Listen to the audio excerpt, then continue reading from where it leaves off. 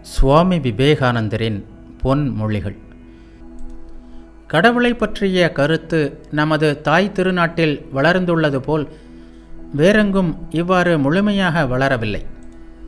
பிற மத சாஸ்திரங்கள் எவற்றிலேனும் கடவுளை பற்றிய நமது கருத்துக்களுக்கு சமமான கருத்துக்கள் இருந்தால் காட்டுங்கள். யூதர்களின் தெய்வம், அரேபியரின் தெய்வம், அந்த இனத்தின் தெய்வம், இந்த இனத்தின் தெய்வம் என்று இப்படி உள்ளவர்கள் எல்லாம் ஒவ்வொரு குழுக்களுக்கும் உள்ள தெய்வங்கள். எல்லோருக்கும் நன்மை தருகின்ற மிகுந்த கருணை வாய்ந்த ஆன்மாவின் ஆன்மாவாக உள்ள கடவுள் கருத்து இங்கு மட்டுமே உள்ளது. மிக உயர்ந்த உண்மைகளை ஏற்றுக்கொள்வதற்கான பக்குவம் பெறாத சகோதரர்கள் மீது உயர் உண்மைகளை திணிக்கக்கூடாது. உலக வாழ்வின் நிலையாமையை கண்ட பிறகு, வாழ்க்கையை அனுபவித்த பிறகு அதை விட்டுவிட வேண்டும்.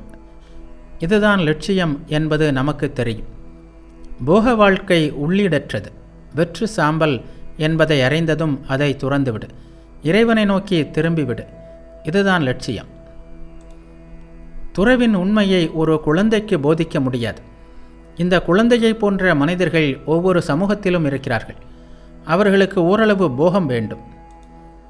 சந்நியாசிகளுக்கான நியதிகளால் எல்லோரையும் கட்டுப்படுத்தும் பழக்கம் பிற்காலத்தில் ஏற்பட்டது. இது மிகப்பெரிய தவறாகும்.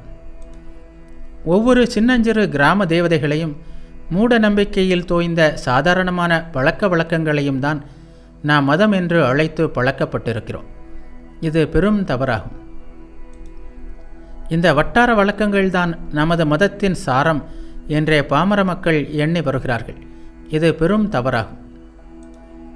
இதுவரை இல்லாத அளவிற்கு பெரும் சிறப்புடன் இந்தியா உருவாகி கொண்டிருக்கிறது என்பதில் சந்தேகமில்லை.